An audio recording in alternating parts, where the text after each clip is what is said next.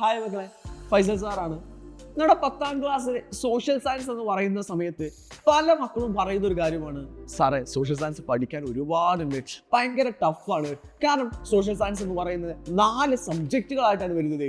Geography ഉണ്ട്, history ഉണ്ട്, politics ഉണ്ട്, എക്കണോമിക്സ് ഉണ്ട്. അങ്ങനെ 4 ഭാഗങ്ങളായിട്ട് വരുന്നതുകൊണ്ട് തന്നെ സാറേ ഒരുപാട് പഠിക്കാനുണ്ട്, ഒരുപാട് വർഷങ്ങൾ പഠിക്കാനുണ്ട്. സാറേ അതിനെന്തോ ഒരു സൊല്യൂഷൻ, സോഷ്യൽ സയൻസ് പഠിക്കാൻ എന്താണ് ഒരു എളുപ്പ വഴി? അതാണ് ഇന്ന് ഞാൻ നിങ്ങളോട് സംസാരിക്കാൻ പോകുന്നത്.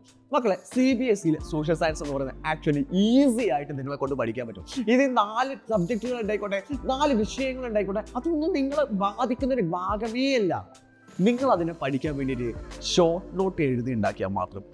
നിങ്ങൾ പഠിക്കുന്ന സമയത്ത്, പുസ്തകം വായിക്കുന്ന സമയത്ത്, നമ്മളെല്ലാവരും ടെക്സ്റ്റ് ബുക്ക് വായിക്കണമല്ലോ. ആ ടെക്സ്റ്റ് ബുക്ക് വായിക്കുന്ന സമയത്ത് ഫോർ എക്സാമ്പിൾ ഒരു പാരഗ്രാഫ് നമ്മൾ എടുക്കാതിരിക്കാം. ആ പാരഗ്രാഫ് നമ്മൾ വായിക്കുന്ന സമയത്ത് നമ്മൾക്ക് അതിന് മനസ്സിലാവുന്ന ഒരു 2 പോയിന്റോ 3 പോയിന്റോ ഉണ്ടായിരിക്കും. നമ്മൾ വായിച്ചത് പഠിച്ചോ എന്നറിയാൻ വേണ്ടി നമ്മൾ എന്ത് ചെയ്യും? ആ പോയിന്റുകൾ ജസ്റ്റ് ഒന്ന് മനസ്സിലിട്ട് റിവൈൻഡ് ചെയ്തുകൊണ്ട് ആലോചിക്കും.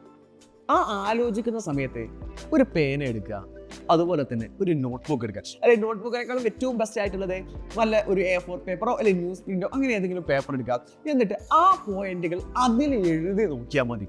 എഴുതി നോക്കുന്ന സമയത്ത് എന്താണോ പഠിക്കുന്നത്, ഫോർ എക്സാമ്പിൾ ബയോഡൈവേഴ്സിറ്റി ആണ്, ആ ബയോഡൈവേഴ്സിറ്റിന്റെ ഒരു ഹെഡിങ് കൊടുത്തുകൊണ്ട് അതങ്ങോട്ട് നിങ്ങൾ എഴുതി നോക്കിയാൽ പോലെ നിങ്ങളൊന്ന് ആലോചിച്ച് നോക്കിയേ.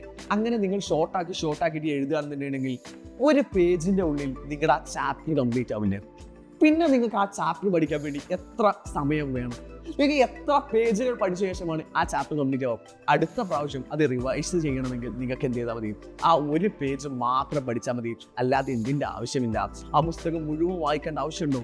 ഇല്ല. എന്ന് വെച്ചാൽ മാക്സിമം ഷോർട്ട് ആക്കിയിട്ട് എഴുതുക എന്നുള്ളതാണ്. ഇപ്പം നമ്മുടെ അസ്ട്രേലിയയിലുള്ള മക്കളാണെന്നുണ്ടെങ്കിൽ, നമ്മുടെ ആപ്പിൽ ജോയിൻ ചെയ്തിട്ട് അസ്ട്രേലിയയിലെ മക്കളാണെങ്കിൽ അവർക്ക് അറിയാവുന്ന ഒരു കാര്യമാണ് നമ്മുടെ ഇൻസ്റ്റാലേഡിനെ കുറിച്ച്. ഇവിടെ നമുക്ക് കാണാൻ പറ്റുന്നതാണ് ഇൻസ്റ്റാലേഡിന്റെ ഒരു ഉദാഹരണം നമുക്ക് കാണാൻ പറ്റും. ഇവിടെ നിങ്ങൾക്ക് കളർഫുൾ ആയിട്ടുള്ള ഒരു മെറ്റീരിയലാണ് കിട്ടുന്നത്. ഇവിടെ മാക്സിമം പ്രിസൈസ് ചെയ്തിട്ട് ഷോർട്ട് ആയിട്ടുള്ള കാര്യമാണ് ഇവിടെ കാണുന്നത്. ഇതിൽ നിങ്ങൾക്ക് കാണാം ഫ്ലോ ചാർട്ടുകളായിട്ട് കാണിക്കുന്നുണ്ട്.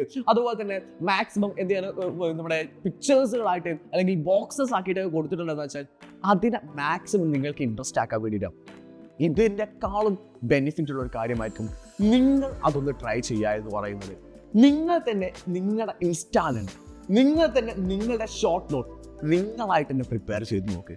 അപ്പോൾ നിങ്ങൾക്ക് ഭയങ്കരമായിട്ട് അത് യൂസ്ഫുൾ ആയിട്ട് നോക്കും.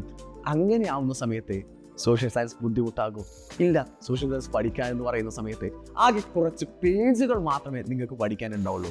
അപ്പോൾ 4 സബ്ജക്റ്റുകൾ എന്ന് പറയുന്ന കാര്യം പേടിക്കേണ്ടി വരുമോ? ഇല്ല. അങ്ങനെ സോഷ്യൽ സയൻസ് മാക്സിമം ഈസി ആയിട്ട് പഠിക്കാം. എന്തിലൂടെ? ഷോർട്ട് നോട്ടുകൾ എഴുതിയിട്ട്. സോ ഇന്ന് തന്നെ നിങ്ങൾ എന്ത് ചെയ്യുക, ഒന്ന് ട്രൈ ചെയ്ത് നോക്കുക. അത് സക്സസ് ആയിരിക്കും.